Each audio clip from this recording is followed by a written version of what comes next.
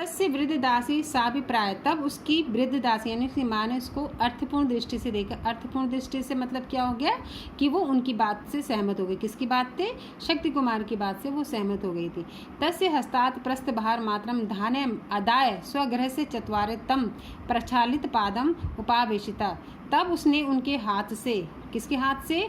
शक्ति कुमार के हाथ से उन धानों को लेकर अदाय लेकर स्वगृह से चत्वारे, अपने घर के आंगन में प्रक्षालित पादतम उपावश, अपने घर के आंगन में बिखेरा और उस किसको? जो अतिथि थे उन उसके अपने घर के आंगन में उसके पैरों को धोकर उनको बिठा दिया। ठीक है। ततस्तान सुरभीन सालिन तापे किंचित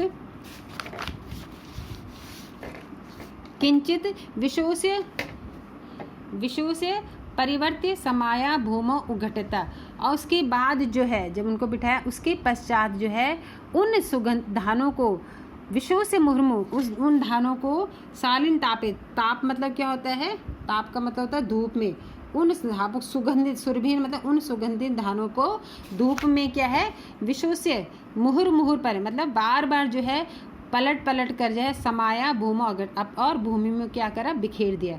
किनको? उन चावलों को धूप में जो है बार बार इधर उधर उलट पलट कर सारी भूमि में फैला दिया। क्यों फैला दिया होगा? सुखाने के लिए। और तुषेब्य क्या? तुषेब्य तंडुलान पृथकम कृत्वा धात्री मुक्तवती माते। और तंडुलान क्या? तुषेब्य क्या होता है? तुषेब्य होता है चावल। ठीक है। तुषेब्य होता है धान की भूसी। तुषेब्य मतलब धान की भूसी, तंडुल मतलब चावल। और चावलों को धान से, ठीक है, चावलों को क्या करें? धान को चावलों से अलग करके कृत्वा धातिर मुक्ति, और चावलों को धान से अलग करके तंडुलान पृथका, तंडुलान मतलब चावलों को अलग करके उसके जो भूसा, तुषेब्य मतलब भूसे को क्या करा? भूसे को अलग करके धात्री मुक्तवती, अपनी धात्री से यानी अपनी माँ से बोला। क्या बोला उसने? अपनी धाई माँ से बोली। क्या बोली? ईमान भूषण मर्जानम समर्थानम तुषान स्वर्ण कार्य भी देवी, कि ये जो भूसा है, ईमान भूषण, ये जो भूसा है इसको जो है इसके स्वर्ण कार्य भी मतलब सुनारों को धोने के लिए दे दो। ये जो तुषान मतलब ये जो भूसा है चावलों का, इसको क्या करो? क्या बोला उसने? कि इन चावलों को क्या करे? तुषों को यानी कि गहनों की, भूषणम आभूषणों को, समर्थवान आभूषणों की सफाई करने के लिए सुनारों को दे दो। इस भूसे को आभूषणों की सफाई करने के लिए सुनारों को दे दे। किस भूसे को? जो चावलों से अलग हो गए थे। ठीक है। तेभ्यो लब्धानी कांकणेभ्यः काष्ठानि थ्याली सराद्वद्य चाहरम ततः। और फिर क्या बोला? उनसे, तेभ्यो मतलब उनसे, तेभ्यो उनसे क्या करो? उनसे प्राप्त, लाभधा भी मतलब प्राप्त होने के बाद, कांकिड़ा भी उनसे प्राप्त होने, उन पैसों से, उनसे प्राप्त होने वाले पैसों से, काष्ठानी मतलब लकड़ी, लकड़ी की थाली मतलब थाली। किनसे? जब तुम सुनारों को वो भूसा साफ करने के लिए दोगे, जब सुनार तुम्हें उनसे पैसे, कांकड़े भी मतलब पैसे देंगे, जो वो पैसे तुम्हें प्राप्त होंगे तो उन पैसों से तुम क्या करो? लकड़ी की थाली, सराद्वय और 2 कटोरे या प्याले ले आना। किसको बोला? अपनी माँ को। तथा सा तान तंडुलान उलूखले मुसलेन वाहनतम शपर्णे सोदित्वास्ता कृतम जलेन प्रक्षालय क्वथित जले प्रक्षितपति। उसके बाद उसने उन चावलों को, तंडुलान मतलब चावलों को क्या? उलूखले मतलब ओखली में मूसल के द्वारा, मूसल मतलब जो कूटने वाला होता है, मूसल से ओखली में मूसल के द्वारा कूटकर सुरपेण मतलब सूपे से साफ करके शोधित्वात मतलब क्या करा उसने? शोधित्वात करत मतलब साफ करके, शोधित्वा सा कृतम उनको साफ करके जलेन प्रक्षाल्य बार बार जल से धोया। प्रक्षाल्य मतलब धोला। किनको? उन चावलों को।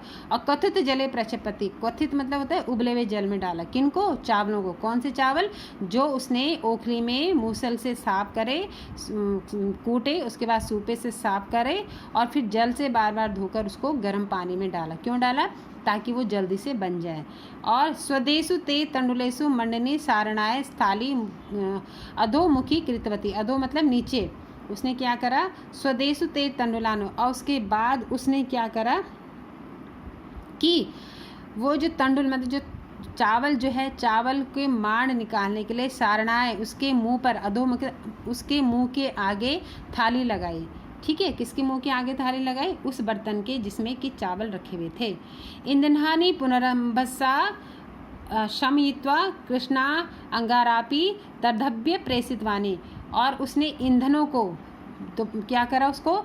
ईंधन मतलब होता है लकड़ी। ठीक है, उसने क्या करा कि पुनः जल को, ईंधन को पुनः जल से शांत करके तब उसने मतलब लकड़ी को बुझा दिया, क्योंकि अब लकड़ी की ज़रूरत नहीं पड़ी। उसने बॉयल जल में, बॉयल पानी में डाला, कथित मतलब बॉयल पानी में चावल डाले। और उसके बाद उसने क्या करा? मांड के लिए जो है किसके थाली को उसके मुंह के आगे लगा दिया। और उसके बाद जो ईंधन मतलब जो लकड़ी, इसको बुझा कर क्या बोला अपनी माँ को? कृष्णा अंगारा मतलब ये जो कोयले हैं इसको चाहने वालों को दे दो। और विकृतेन अंगारे मूल्यम लब्धम, और उसको बेचकर जो मूल्य प्राप्त होगा यानी धन प्राप्त होगा, शाकम घृति दति तेलम चिंचा फलम चा कृतम, उससे क्या क्या लाना तुम? सब्जी, घी, दही और तेल और इमली लेके आना। ततो व्यंजनादिकम चाता संपादितवान, इस प्रकार से उसने व्यंजन संपादित किए यानी बना दिए। अतः सा कन्या धात्री मुखो अतिथि स्नान प्रेरितवती, और उसने अब उस कन्या ने अपने माँ के मुँह से, माँ से क्या बोला? उस अतिथि को स्नान करने के लिए प्रेरित किया।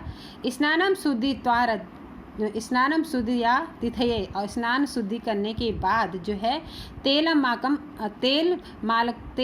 मालकम चा इच्छता, उसको आंवले का तेल दिया। ठीक है, फलक मारूढ़ प्रांगणम क्वदली फलम लविता तत्रासनम भोजनम धारा, और उसके बाद जो है फलक मारूढ़ा, और जो है उसके आंगन में जो फल का पेड़ था उस पर जो है कदली यानी केले का पेड़ था, उसको क्या कर रहा? उसने काट कर जो है तत्रासनम, उसका भोजन का आधार बनाया यानी भोजन का आसन बनाया जिस पर भोजन रखा था। और पयो पार पूर्वम भोजनम घृत साहिदोतरम व्यंजनम चा तस्मे दत्वती, और उसने जो है खाने से आहार पेय मतलब पीने का, आहार मतलब आहार, पूर्व मतलब पहले, खाने से पहले पीने का पेय पदार्थ देकर, और भोजन को घी सहित मतलब घी सहित यानी कि घी वाला भोजन देकर जो है उसको व्यंजन, उसके साथ व्यंजन दिया। किसको? अतिथि को। फिर जो है मध्य मध्य चा विविध भोज्यदाति प्रकाराणां वर्णयति रुचिमपि वर्धिवति, और बीच बीच में वो जो है उस अतिथि को विविध प्रकार के भोजनों के प्रकार का वर्णन करके उसकी रुचि को बढ़ा रही थी। यानी खाते हुए अगर हम अच्छी अच्छी बातें करें तो हमारी खाने की रुचि बढ़ जाती है। अंततः शिशिर वारिणा पेयमाचनम चा प्रद, और उसके बाद उसने ठंडा पानी उसको पीने के लिए दिया। भुक्ते चा तस्मिन तस्या शयन व्यवस्था कृता, और उसके बाद उसने उसके शयन की व्यवस्था भी की। ठीक है, एवं कन्या गुण संपदा सम आकृष्टम शक्ति कुमारा विविध उपदम नीतवानः अतेक्तम, और इस प्रकार से उस कन्या की गुण संपदा से आकृष्ट होकर जो है शक्ति कुमार ने उसको विधिवत विवाह करके, नीतवान मतलब अपने साथ ले गया। अते अयोक्तम, इसलिए कहा भी तो गया है किम गुणिना प्रिय हिताय, एक बार दार गुणा, दार मतलब होता है, दार का मतलब होता है पत्नी। तो क्या कह रहे हैं? क्या स्त्रियों के गुण गृहस्थों के प्रिय हित के लिए होते हैं, यानी कि जो गुणवान स्त्री होती है वो इस गृहस्थों के हित के लिए उसके गुण होते हैं। इस प्रकार से ये जो है गुणवती करने की जो है अर्थ जो है समाप्त हो गया। Okay, thank you.